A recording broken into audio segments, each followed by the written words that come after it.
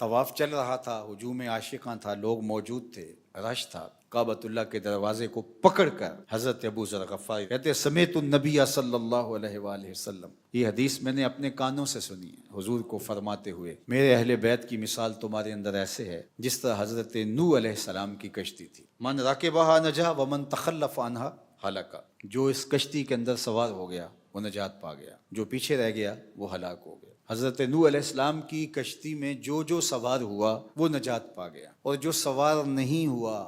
بیٹا بھی تھا تو ہلاک ہو گیا، وہ کشتی نجات کا ضامن قرار پائی۔ تو حضور علیہ السلام نے بالکل اسی کی مثال دی۔ میرے اہل بیت کی مثال حضرت نوح علیہ السلام کی کشتی کی طرح ہے، جو اس کشتی میں بیٹھ گیا وہی نجات پا جائے گا، جو نہیں بیٹھا، بیٹا بھی تھا نہیں بیٹھا، نجات نہیں پا سکا۔ کوئی کہے گا میں بہت بڑا عالم ہوں، میں بہت بڑا مفتی ہوں، میں علامہ اور فہامہ ہوں، میری احادیث پہ،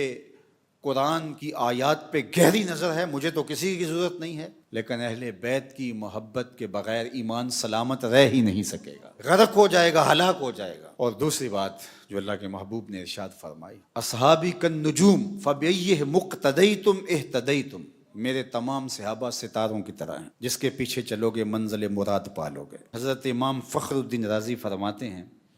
کہ سمندر میں ساحل آشنا ہونے کے لیے کشتی پہ بیٹھا جاتا ہے اور ستاروں پہ نظر رکھ کے راستہ تلاشا جاتا ہے، جو کہے کہ میں کشتی میں تو بیٹھ گیا ہوں لیکن مجھے راستے کی ضرورت نہیں ہے تو وہ بھی ساحل مراد تک نہیں پہنچ سکتا، اور جو ستاروں پہ نظر رکھے اور کشتی کو چھوڑ دے اور خود چھلانگ لگا دے تو وہ کسی سمندری طوفان کی نظر ہو جائے گا اور سمندر نگل جائے گا، کھا جائے گا اسے، منزل تک وہ بھی نہیں پہنچ سکے گا۔ منزل تک اسی کا پہنچنا ممکن ہے جو بیٹھا کشتی میں ہو، نظر ستاروں پہ ہو۔ حضرت امام فخر الدین رازی علیہ رحمہ یہاں فرماتے ہیں، ہم اللہ کا فضل ہے کہ اہل بیت کی محبت کی کشتی میں بیٹھے ہیں اور ستاروں پہ نظر رکھے ہوئے ہیں، اس لیے نجات ہمارا مقسوم ہوگا۔ اہل بیت نبوت کے ساتھ محبت یہ بھی تقاضا ایمان ہے،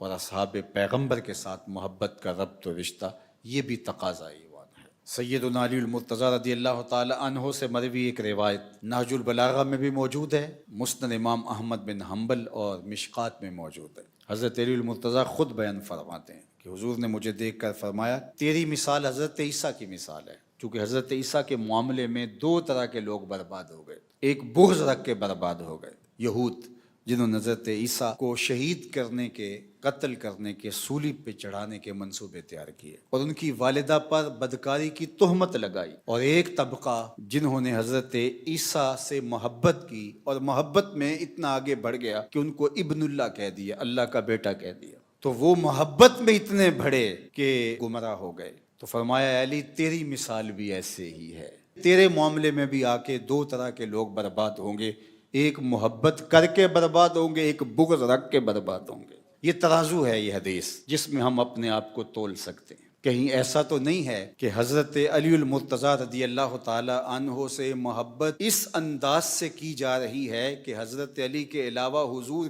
کے پہلو میں لیٹنے والے اصحاب پیغمبر کی محبت بھی گوارا نہیں ہے، اور کہیں اس طرح تو نہیں کہ حضرت علی کا نام بھی گوارا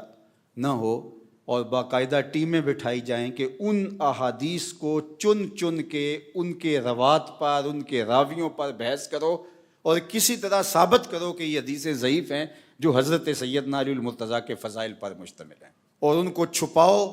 یا ان احادیث کی ایسی تعویلات فاسدہ کرو کہ حضرت سیدنا علی المرتضیٰ رضی اللہ تعالی عنہ کی فضیلت ثابت نہ ہونے پائے، اور یہ صحابہ کی محبت کے نام پہ کیا جائے۔ تو اگر یہ پہلو ہے تو پھر بھی سمجھو پٹڑی سے اتر گئے ہو، اور اگر حضرت علی المرتضیٰ کی محبت اس انداز کو اختیار کر چکی ہے کہ صحاب پر سب و شتم تمہارا دین بن گیا ہے تو پھر بھی پٹڑی سے اتر چکے ہو۔ ایک طرف اللہ کے محبوب علیہ السلام نے یہ ارشاد فرمایا کہ جس نے علی کو گالی دی اس نے مجھے گالی دی، اور دوسری طرف یہ بھی ارشاد فرمایا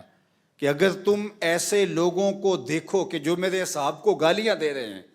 تو تم کہو لعنت اللہ علی شرکم، تمہاری اس خباثت پر اللہ کی لعنتیں اتریں۔ تو اصحاب پیغمبر ہو یا اہل بیت نبوت، یہ مشکات نبوت سے پھوٹنے والی دو کرنیں ہیں، ان کے مابین منافات نہیں ہیں، یہ ایک ہی شمع کی دو کرنیں ہیں اور ایک ہی سینے سے پھوٹنے والی دو ضیائیں ہیں۔ تو کہ نشناسی خفی راز جلی ہوشیار باش، اے گرفتار ابو بکر و علی ہوشیار باش۔